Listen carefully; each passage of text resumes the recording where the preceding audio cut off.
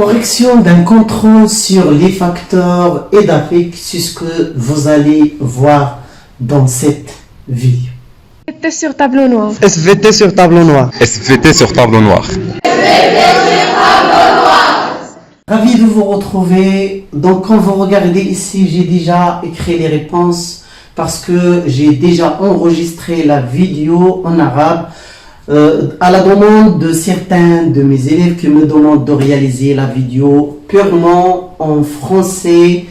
Je vais corriger avec vous ce contrôle, bien sûr, en français facile. Donc, nous avons la partie de restitution des connaissances, deux notions très importantes, c'est la notion de porosité et perméabilité. J'ai choisi ces deux notions parce que parfois, vous ne différenciez pas entre ces deux notions. Donc, nous avons la porosité. La porosité, c'est le volume de vide dans le sol, le volume de vide. Il y a l'espace entre les grains, par exemple, les grains de sable. Donc, il y a l'espace, le volume de vide. La porosité, c'est le volume de vide dans le sol. Nous avons aussi la notion de perméabilité. La perméabilité du sol, c'est la capacité du sol à laisser l'eau s'infiltrer. Donc, pour que le sol soit perméable, il faut qu'il y ait une porosité. Parce que c'est pour cette raison qu'il y a une relation entre ces deux notions. Il faut qu'il y ait une porosité et à condition que les pores communiquent entre eux. Il y a une communication entre les pores, cela donne une perméabilité. Par exemple, le sol sableux est perméable parce qu'il est très poreux. Le sol argileux, c'est un sol moins perméable. Il a une capacité de rétention de l'eau, il retient de l'eau. Donc, il est moins perméable. Donc, cette perméabilité se mesure par le volume, sa vitesse se mesure donc par le volume infiltré, la quantité d'eau infiltrée, c'est le volume infiltré, sur delta T, c'est le temps.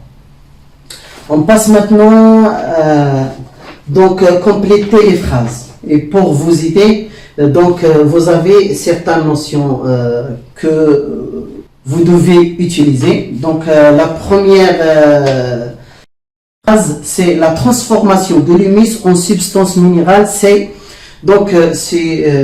soit minéralisation, soit humification. Donc, l'humus, matière organique partiellement dégradée, lorsqu'il se transforme en substance minérale. Par exemple, le calcium, le phosphore, le fer, etc., le magnésium, le potassium. Donc, c'est ce qu'on appelle la minéralisation de la matière organique. Donc, nous avons la transformation de l'humus en substance minérale, c'est la minéralisation. L'eau. Donc, nous avons l'eau, des points et non utilisables par les plantes et fortement liés avec les particules. Donc, vous avez vu dans le cours qu'il y a trois types d'eau.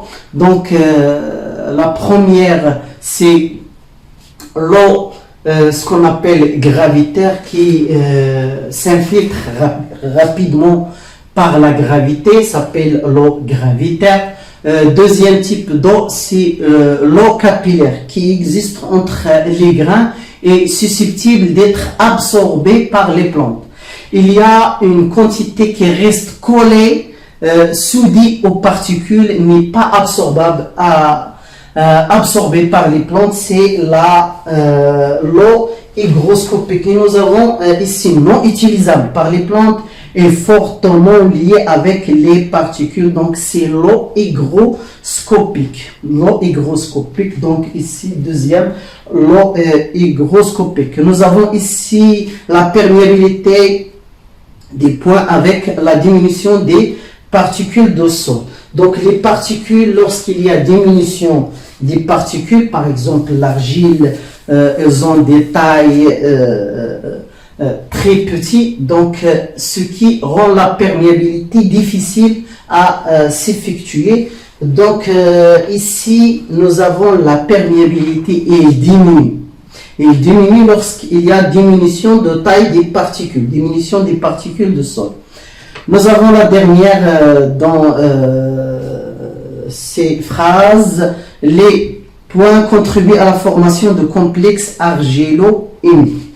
Donc le complexe argilo-humique, c'est un complexe formé de deux éléments, l'argile et l'humus. Donc l'argile et l'humus, vous avez vu que l'argile est de charge négative et l'humus aussi de charge négative. Et pour que ces deux éléments se soudent, donc se forment un complexe, il faut qu'il y a entre ces deux charges négatives des charges positives. Et les ions de charge positive, ce sont les cations, parce que il y a les ions, ce sont les éléments qui ont des charges. Les charges positives, c'est cations, charges négatives, c'est anions. Maintenant, répondez par vrai ou faux. Dans la nature, la roche-mère subit une dégradation seulement. Donc, dans la nature, dégradation chimique seulement. Est-ce que les roches subissent uniquement une dégradation chimique? Dans la nature, au contact du sol, de l'eau, il y a toujours une dégradation. Et cette dégradation, c'est une dégradation mécanique, ou bien on dit physique, et aussi chimique. Si la craie elle est en contact de l'air, de la pluie, donc elle sera dégradée. Donc elle se dégrade. Cette dégradation peut être mécanique, comme ce que je fais maintenant, et peut être chimique. Par exemple, l'eau, lorsqu'il vient, il fait la dissolution du craie. C'est ce qu'on appelle une dégradation chimique. Donc la préposition il est faux. L'unification et la transformation de l'humus en litière par les êtres vivants du sol. L'humus, donc matière organique partiellement dégradée, se transforme en litière. Ici, c'est le contraire.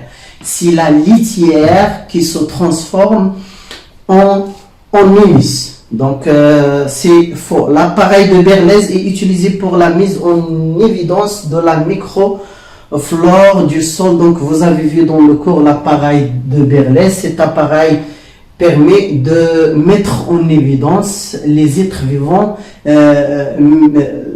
qui sont de petite taille. C'est ce qu'on appelle la microfaune. Ce n'est pas la microflore d'origine végétale.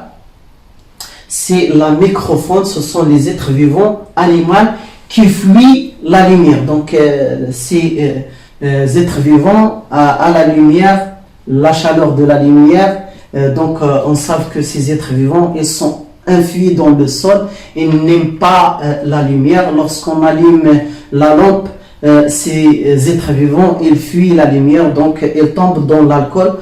Donc ici nous avons la microfaune. 4. La capacité de rétention de l'eau du sol argileux est plus grande que celle du sol sableux. La capacité donc de rétention de l'eau pour le sol argileux, donc le sol argileux moins poreux, moins perméable, donc il retient de l'eau. Donc sa capacité de rétention de l'eau, c'est une capacité importante, une grande capacité. Donc la préposition ici elle est correcte. Donc on passe maintenant à la partie de raisonnement scientifique. Vous avez ici les réponses, donc on passe à cette partie. L'exercice 1 parle du chêne liège qui couvre une superficie importante au Maroc. Donc nous avons cette plante de chêne liège. À la différence de chêne vert, le chêne liège se caractérise par son liège très développé. Donc pour étudier les facteurs qui interviennent dans la répartition de chêne liège, on a ce document qui indique la distribution du chêne liège sur le profil de la forêt de Tmara, plateau de Z'ir, donc de nord-ouest à sud-est. Donc on va regarder très bien le document et on va dégager donc quelle est la nature du support géologique sur lequel se développe le chêne liège et celle qui ne l'est pas. Donc la nature du support, le support c'est les roches qui sont dans le sol. Donc on va voir ici. Donc on remarque, on commence du nord-ouest, la forêt de Tmara, donc le calcaire, le chêne liège plutôt. Donc vous avez le symbole du chêne liège. Donc il se développe sur le sol sableux, sur le sol schiste, le sable argileuse se développe aussi sud-est sur le quartzite et le granit. Mais on remarque que les sols calcaires, regardez les sols calcaires, donc le chêne liège ne pousse pas, ne se développe pas sur le sol calcaire. Donc c'est ce que nous avons ici dans cette réponse. On remarque ou bien on observe, on constate que le chêne liège pousse ou bien se développe sur le sable, le schiste, le sable argileux, le quartzite, le granit, tandis qu'il ne se développe pas sur le sol calcaire. La deuxième question, c'est proposer des hypothèses. Donc, des hypothèses qui expliquent la répartition du chêne liège. Donc, l'hypothèse la plus probable, c'est la nature du sol. Et on ajoute aussi, puisqu'il s'agit des hypothèses, on ajoute les facteurs climatiques. Donc, la nature du sol, c'est ce qu'on appelle les facteurs édaphiques. Donc, lorsqu'on parle du sol, on fait allusion aux facteurs édaphiques. Ou bien les deux à la fois. Les deux facteurs peuvent intervenir dans cette répartition. Donc, pour résoudre le problème de la présence du chêne liège dans certaines régions et pas dans d'autres, on propose l'exploitation des données de documents suivants. Nous avons le document que vous avez, donc planter un jeune chêne liège dans le sol de la forêt de Tmara. Donc la forêt de Tmara, c'est une forêt où il y a le sable, donc on remarque le résultat, c'est bonne croissance de la plantule. Donc la plantule, elle croît, donc il y a une bonne croissance. Deuxième expérience, c'est planter un jeune chêne liège dans le sol de la forêt de Tmara plus le calcaire. On ajoute sur le sable, le calcaire, il y a la plantule a cessé de croître. Il n'a pas croître, donc il flétrit, donc il meurt avec le temps. La dernière expérience, c'est planter un jeune chêne liège dans le sol calcaire, purement calcaire de la forêt de Marmanche que vous avez. Nous avons le résultat flétrissement, donc la mort de la plantule. Nous avons d'écrire les résultats des expériences, vérifier les hypothèses proposées, donc on va vérifier. Donc on remarque ici sur le sol sableux de Tmara qu'il y a une bonne croissance de plantule. Dans le sol sableux où il y a le calcaire, la plantule flétrit. Donc elle cesse de se développer et on remarque dans l'expérience 3 que la plante du chêne liège flétrisse sur le sol calcaire. Donc c'est ce que j'ai écrit ici. Donc nous avons ici, on constate que le chêne liège pousse d'une manière normale sur le sol sableux de Tmara. Expérience 1. On observe dans l'expérience 2 que le chêne liège flétrit sur le sol sableux qui contient le calcaire. Donc le sol sableux qui contient le calcaire, le résultat c'est le flétrissement du chêne liège. On remarque ici dans l'expérience 3 le flétrissement de la plantule dans le sol calcaire. Donc, on déduit d'après ces expériences que le chêne liège, il fuit les sols calcaires. Donc, il ne tolère pas les sols calcaires. Il fuit et n'aime pas les sols calcaires. C'est ce qu'on appelle une plante calcifuge. Donc c'est une plante calcifuge, par conséquent le facteur édaphique qui intervient dans cette répartition. Donc à partir de ces données, on déduit que le calcaire c'est une plante qui fuit les terres calcaires, qui fuit les sols calcaires. Il n'aime pas, on dit aussi, il ne tolère pas, il n'aime pas les sols calcaires. Donc on utilise souvent ce mot en écologie, il ne tolère, ça veut dire il n'aime pas les sols calcaires. Et on qualifie cette plante une plante calcifuge. Donc calcifuge, ça veut dire il fuit les terres calcaires. Et par conséquent, c'est le facteur édaphique qui intervient dans cette répartition et pas le facteur climatique qu'on a déjà signalé. Il y a une autre remarque que je dois vous dire ici, c'est que le chêne liège c'est une plante calcicole, ça veut dire il aime les sols silicieux. Quels sont les sols silicieux? Par exemple, nous avons le sable, le schiste, le sable argileux, le quartzite, le granit. Ce sont des sols silicieux qui contiennent de la silice dans leur constituant. Ça veut dire surtout le sable et l'argile. On passe maintenant à la deuxième partie.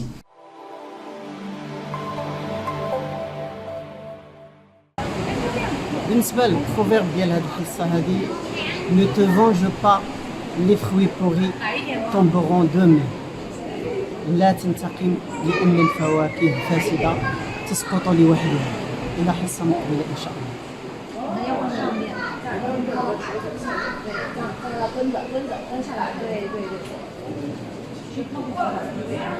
Donc maintenant, pour comprendre pourquoi le chêne liège c'est une plante calcifuge, il fuit les terres calcaires, on va étudier une autre plante qui s'appelle le lupin jaune, Lupinus luteus, le nom scientifique. Donc cette plante aussi c'est une plante calcifuge. Il ne tolère pas les sols calcaires. En comparaison avec une autre plante normale, c'est févrole.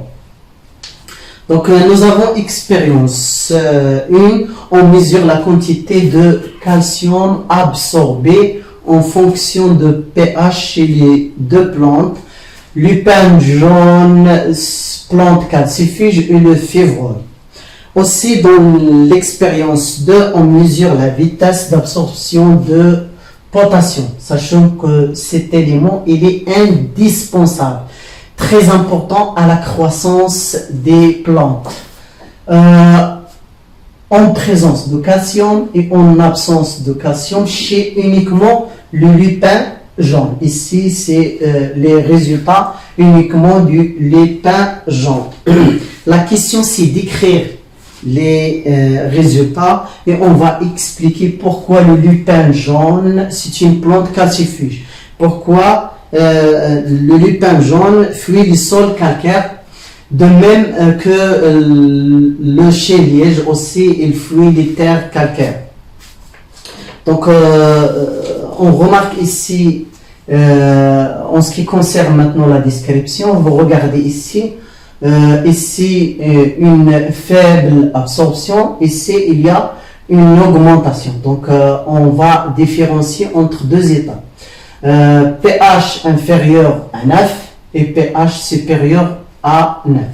Lorsque le pH est inférieur à 9, il y a une faible absorption de calcium pour les deux plantes. Mais le févrole, il absorbe plus que le lupin jaune.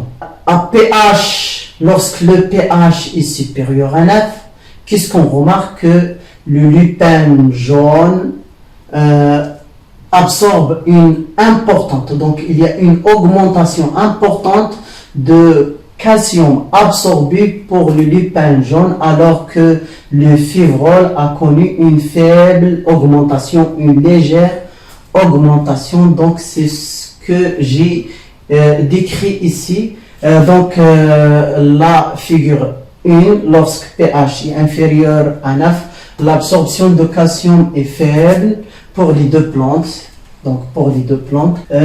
Et l'absorption du févrole est supérieure à celle du lupin jaune. Lorsque le pH est supérieur à 9, l'absorption de calcium augmente d'une manière importante pour le lupin jaune. Donc augmentation importante, mais celle du févrole a connu une légère augmentation, une faible augmentation. Maintenant la figure 2. Donc nous avons ici la figure 2 en présence de calcium et en absence de calcium. Si on fait une comparaison, en absence de calcium, la quantité absorbée elle est faible. Alors en absence de calcium, la quantité absorbée elle est importante. Donc si on fait la description, on dit une faible augmentation ici, une grande augmentation ici. Donc nous avons figure 2 en présence de calcium, la quantité de potassium absorbée est faible. Regardez ici est faible, tandis qu'en absence de calcium, la quantité de potassium absorbée a connu une augmentation importante. Donc maintenant on passe à l'explication. Regardez ici, nous avons le lupin jaune lorsque le pH est supérieur à 9. Donc on sait que le lupin jaune c'est une plante calcifuge. Donc malgré qu'il est calcifuge, ici lorsque le pH est supérieur à 1, il absorbe une quantité importante de calcium.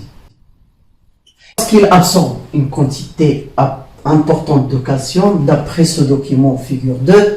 Donc, en présence de calcium, la quantité de potassium absorbée, il est faible. Donc, mais en absence de calcium, il est important. Donc, qu'est-ce qui arrive à cette plante du lupin jaune? Lorsque le sol il contient le calcaire, donc il y a de calcium, présence de calcium, cela va conduire à une faible absorption de potassium. Et on sait déjà que le potassium, c'est un élément très important, indispensable au développement des plantes. Donc lorsque le calcium il est en abondance, la plante du lupin jaune et de même le chêne liège, il absorbe une quantité importante de calcium, ce qui empêche l'absorption de potassium, ce qui inhibe, ce qui bloque l'absorption de potassium. Et le potassium, c'est un élément indispensable, ce qui va conduire à la mort de la plante, flétrissement de la plante. Donc c'est ce que j'ai expliqué ici. Donc nous avons ici, donc on peut expliquer l'absence du lupin jaune, de même le chêne liège sur les sols calcaires par le fait qu'en présence de calcium, les plantes calcifuges absorbent une quantité importante de calcium bien sûr, ce qui empêche et inhibe l'absorption d'autres éléments indispensables. Ici des éléments avec accent, c'est l'abréviation des éléments indispensables comme le potassium. Donc lorsque le sol il est calcaire, contient le calcaire, ces plantes calcifuges n'ont pas le mécanisme pour bloquer l'absorption de calcium. Il absorbe le calcium en abondance. Cette absorption excessive, elle devient toxique pour la plante, ce qui inhibe l'absorption d'autres éléments indispensables au développement de ces plantes qui sont calcifuges. En ce qui concerne maintenant l'exercice 2, vous avez sur la chaîne un exercice de texture du sol. Vous pouvez regarder la méthode utilisée pour faire cet exercice.